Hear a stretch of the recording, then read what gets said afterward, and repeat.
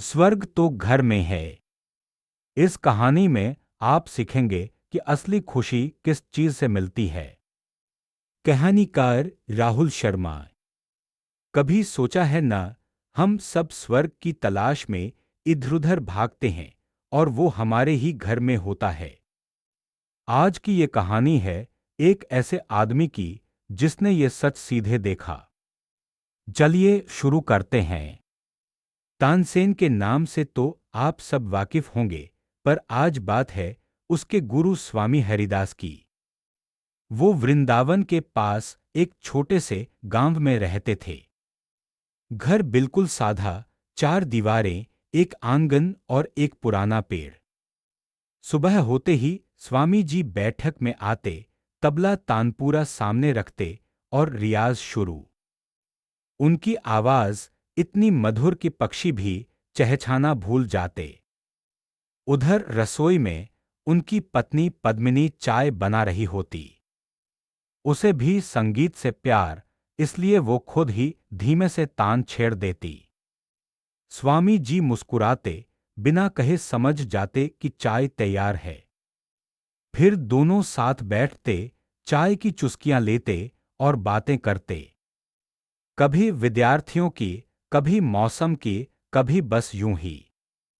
ऐसे ही एक दिन स्वामी जी ने पद्मिनी से पूछा, सुनो, हमारे पास इतना धन तो है नहीं, तुम्हें कोई तकलीफ तो नहीं होती?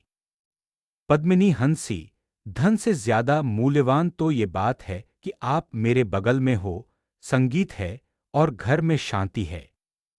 जिस दिन आपकी तान में दम होगा, उस दिन मेरे पास सब कुछ होगा। इतना कहकर वो उठी, बर्तन समेटने लगी। स्वामी जी दिल ही दिल में गदगद थे, सोचा, सच में स्वर्ग तो यही है। कुछ साल बाद उनका एक लड़का हुआ, नाम रखा मुकुंद। बचपन से ही मुकुंद बाप की तरह संगीत में लीन रहता। स्वामी जी ने उसे धीरे धीरे सब सिखाया, सुर, ताल, रस। एक दिन स्वामी जी बीमार पड़े। इतनी बीमारी कि तान छोड़ना पड़ा।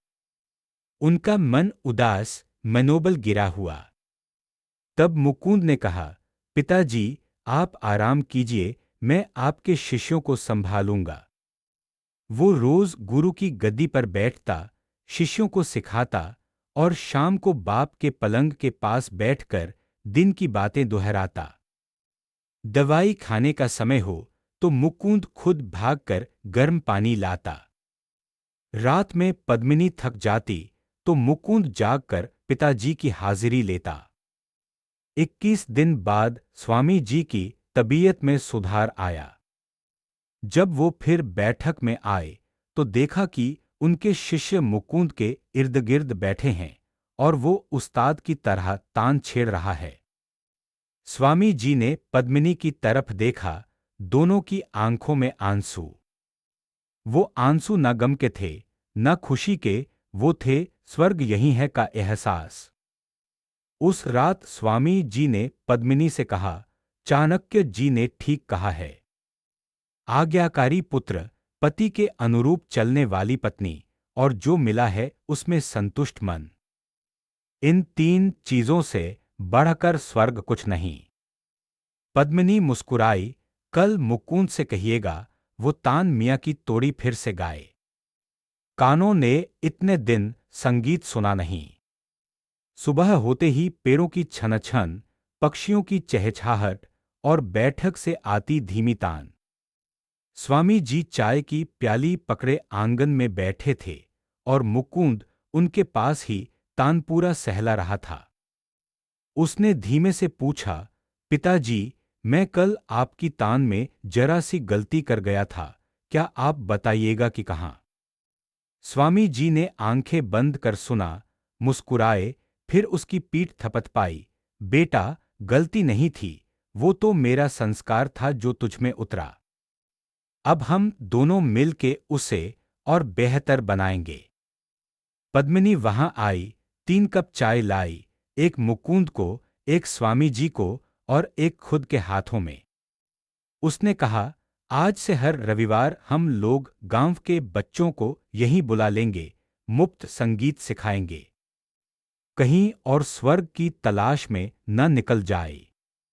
स्वामी जी ने सर हिलाया, बस यही स्वर्ग है, और ये बांटना है तो और भी बढ़ेगा। उस दिन से वहां हर रविवार गांव की झोपड़ियों से बच्चे आते, चटाई पर बैठते, तानपूरा छूते, सुर गुनगुनाते। कोई तान छेड़ता, कोई थाप देता, कोई बस सुनता रहता। संध्या होते तक आंगन में इतनी धुन बस जाती कि वक्त थम जाता। कौन ऊंचा, कौन नीचा, कौन धनी, कौन गरीब, किसी को खबर नहीं रहती। बस होता है संगीत, समझदार बेटा, प्यारी पत्नी और संतोषभरा मन।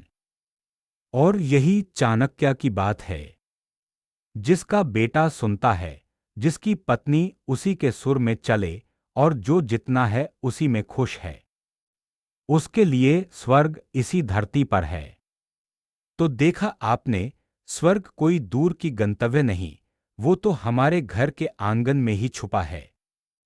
बस जरूरत है समझदारी से चलने की, संतोषी मन रखने की, और एक दूसरे की बात सुनने की।